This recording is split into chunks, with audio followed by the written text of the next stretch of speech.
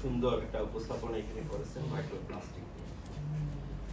এই মাইক্রোপ্লাস্টিকের সোর্স বা কিভাবে আমরা এটাকে ম্যানেজ করতে পারি এই সম্বন্ধে অনেক কিছু বলেছেন, আপনিও বললেন। আসলে আমরা পরিবেশ নিয়ে কাজ করি অনেকদিন।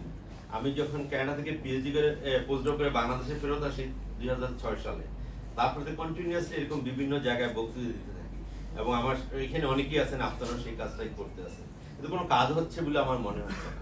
আমরা যেসব জিনিস মাপি, আমি বেসিক্যালি কেমিস্ট্রির প্রফেসর, আমরা অনেকগুলা কাজ করি, 12 থেকে 13টা প্রজেক্ট আমাদের কন্টিনিউয়াস রান করে, 20-25 জন স্টুডেন্ট কাজ করে বায়ু দূষণের বিভিন্ন প্যারামিটারের উপর, এবং অনেকগুলো প্রজেক্ট আছে আমরা ইন্টারন্যাশনালি কম্পিট করি, সারা পৃথিবীতে মনে করেন 400 দেশে একই সাথে আমরা কাজ করি। যত মেশিনই থাকুক না কেন, যাই থাকুক না কেন, যখন প্যারামিটারগুলো আমরা কম্পেয়ার করি, বাংলাদেশ হলো সবচেয়ে বেশি। গত 2 বছর আগে আমরা একটা মেশিন ইনস্টল করলাম, নাসার একটা মেশিন, প্যান্ডোরা স্পেকট্রোফটোমিটার বলে। এটা বাতাসের মধ্যে এখান থেকে সূর্য এর মাঝখানে যতটুকু পরিমাণ সালফার ডাইঅক্সাইড আছে, নাইট্রোজেন ডাইঅক্সাইড আছে, ফর্মালডিহাইড আছে, ওয়াটার ভেপার এবং ওজন এগুলো মেজার করে। এখান থেকে সূর্য এই পার্টিকেল যে ওয়েটা আছে, কলামনার যে ডেপথ আছে। আমরা এইটা একটা নতুন প্রজেক্ট ছিল, এখন প্রায় 100টা দেশের মধ্যে এটা কাজ করে, তখন 40টা দেশের মধ্যে ছিল। সেগুলা যত প্যারামিটারই আমরা মাপি না, সবগুলাই বাংলাদেশ আছে। এই খবরটা বা এই আলোচনাটা আসলে আমাদের জন্য সুখকর না, এর থেকে আমাদের বের হয়ে আসতে হবে। অনেক সুন্দর করে স্যার প্লাস্টিক সম্বন্ধে বললেন, কিন্তু আমার এখানে কথা হলে যতই আমরা কথা বলি না কেন, আমরা যদি অ্যাওয়ারনেস ক্রিয়েট না করতে পারি এবং অল্টারনেটিভ ম্যাটেরিয়ালস মানুষকে না দিতে পারি, তাইলে কখনই এর সমস্যার সমাধান হবে। এই জন্য আমার প্রথম কথা হলো সবাই আমরা সতর্ক হইতে হবে যে আমরা এই জিনিসটা পরিবেশে বিনষ্ট হয় সেই কাজটা আমরা করবো না। সাথে সাথে সাধারণ মানুষকে আমাদের অল্টারনেটিভ ম্যাটেরিয়াল দিতে হবে, এবং অল্টারনেটিভ সরকারের মাননীয় মন্ত্রী মহোদয় এখানে আছেন, সরকারের পলিসি হওয়া উচিত যে অল্টারনেটিভ আমরা কি ব্যবহার করতে পারি। অনেকগুলো অল্টারনেটিভ ম্যাটেরিয়ালস এর কথা বলা হয়েছে, সারা পৃথিবীতে অল্টারনেটিভ ম্যাটেরিয়াল চলতেছে, সেগুলো বাংলাদেশে করা। আমি সংক্ষেপে বলবো। দ্বিতীয়টা হলো আমরা বায়ু দূষণ নিয়ে কথা বলি।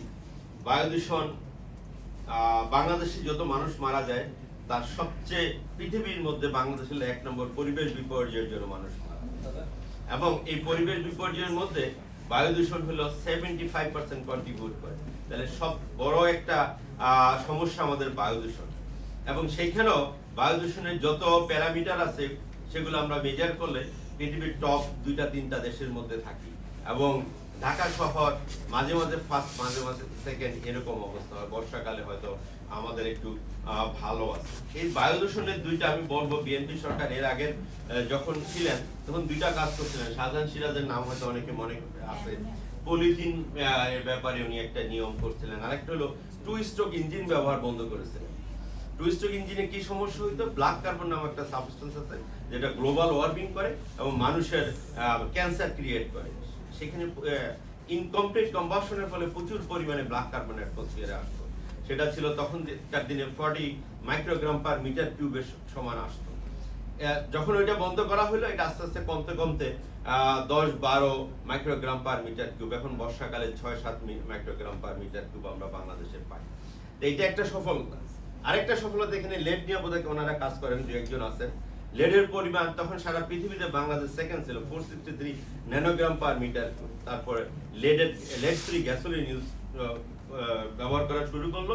তারপরে কমতে কমতে 97-98 বা 70 ন্যানোগ্রাম পার মিটার কিউব আমাদের বাতাসে ছিল। কিন্তু আনফরচুনেটলি গত কিছু বছর ধরে, আমি মনে করি 14-15 সাল থেকে আমরা এগুলো কন্টিনিউয়াস মনিটর করি, সেখান থেকে আমরা দেখতেছি এটা আবার বাড়তেছে। তার বড় একটা কারণ আমার মনে হয় আমাদের যে ব্যাটারি ইউজ করি, সেই ব্যাটারিতে লেডের পরিমাণ অনেক বেশি। আনফরচুনেটলি সেই ব্যাটারিগুলোকে আবার ইউজ করা হয়। আপনারা আমাদের যারা সাংবাদিক আছেন তারা হয়তো জানেন, বাংলাদেশের বিভিন্ন আনঅথরাইজড ইন্ডাস্ট্রির মাধ্যমে। এইসব জিনিসগুলোতে আমার এইগুলা কথা বলার উদ্দেশ্য হলো, আমাদের সরকার জানেন, আমরা সাধারণ মানুষরা জানি, আমাদের প্রচুর পরিমাণে দূষণ, আমরা পরিবেশ বিপর্যয়ের মধ্যে আছি। সবাই আমরা এগুলো নিয়ে কথা বলি, কিন্তু কেন কাজ হচ্ছে না? এই জায়গাটাই আমাদের এখন সবচেয়ে বেশি আলোচনা করতে হবে। পরিবেশ মন্ত্রণালয়ের মাধ্যমে ওয়ার্ল্ড ব্যাংক, বিভিন্ন বিদেশি এজেন্সি আমাদেরকে প্রচুর পরিমাণে ফান্ড দেয়। আমাদের প্রত্যেকটা ফান্ডিং এর পরে কি আমাদের এমন কোনো আলোচনা আছে কেন এই ফান্ডিংটা আমরা খরচ করলাম কিন্তু এটা আমরা নিতে পারলাম না, যে মেজারটা আমাদের আসার কথা ছিল সেটা কেন হইল না? এই ধরনের সমালোচনা কি আমাদের আছে?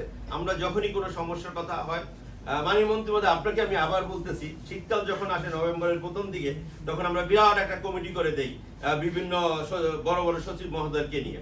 সেই কমিটির প্রথম মিটিং হয়, আমি অনেক কমিটির মেম্বার সেই সব কমিটির।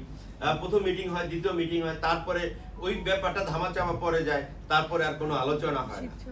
এই ধরনের আলোচনা থেকে আমাদের বের হয়ে আসতে হবে, আমাদের সঠিক দিক নির্দেশনা থাকতে হবে। বিশেষ করে বায়ু দূষণের ব্যাপারে আমি বলতে পারি, আমরা এখন যে অবস্থানে আছি, এখন থেকে 70-80 বছর যদি পিছনে যাই, ইউনাইটেড স্টেটস তো একই অবস্থায় ছিল, তাদেরও এরকম পলিউশন ছিল। জাপানের কথা 50 থেকে 60 দশকের কথা আমরা যদি চিন্তা করি, তারাও এরকম পলিউশনের মধ্যে ছিল। তো তারা কিভাবে এটা থেকে রক্ষা পেয়েছে, সেই দিকে যদি আমরা তাকাই এবং সেইখান থেকে যদি সলিউশনের কথা আমরা চিন্তা করি, তাহলে আমরা আমাদের দেশকে এই পলিউশন মুক্ত রাখতে পারবো। তা আমি কথা বেশি বাড়াবো না, আমি আপনাদের সবাইকে ধন্যবাদ। আমি